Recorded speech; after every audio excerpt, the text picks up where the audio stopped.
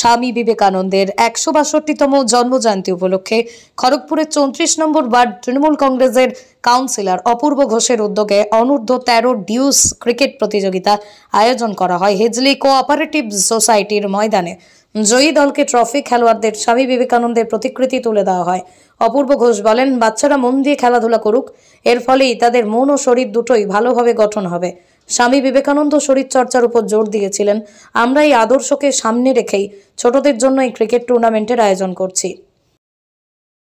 ১৬২তম যুগ পুরুষ স্বামী বিবেকানন্দের শ্রদ্ধাঞ্জলির মধ্যে দিয়ে ৩৪ নম্বর ওয়ার্ড তৃণমূল কংগ্রেসের উদ্যোগে এবং শুভানোদ্যয়ী যারা মানুষ আছে, আমরা এখানে আন্ডার 13 একটা ডিউস টুর্নামেন্ট বাচ্চাদের করছি।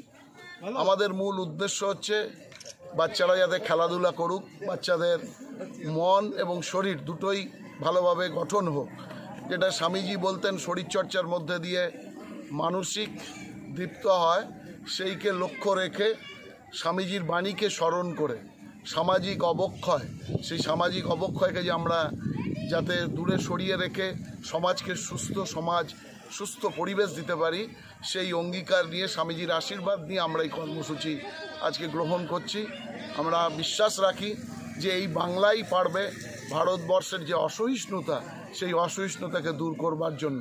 কেন বাংলার মনীষীদের যে পায়ের ধুলো, এই পায়ের ধুলোই আমাদের আশীর্বাদকে দেবে এবং আমাদের এই কাজকর্মকে আরও এগিয়ে নিয়ে যাওয়ার জন্য প্রেরণা দেবে।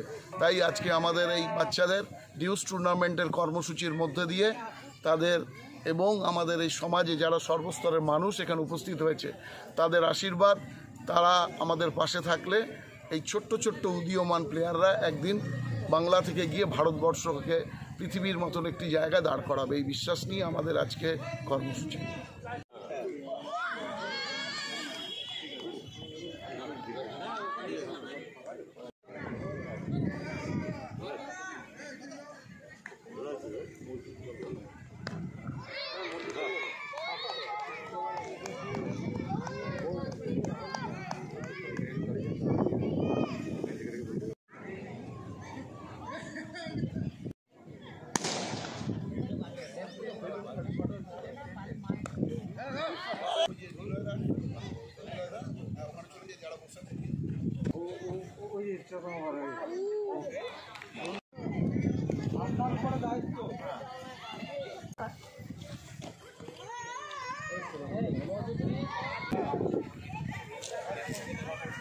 হ্যাঁ।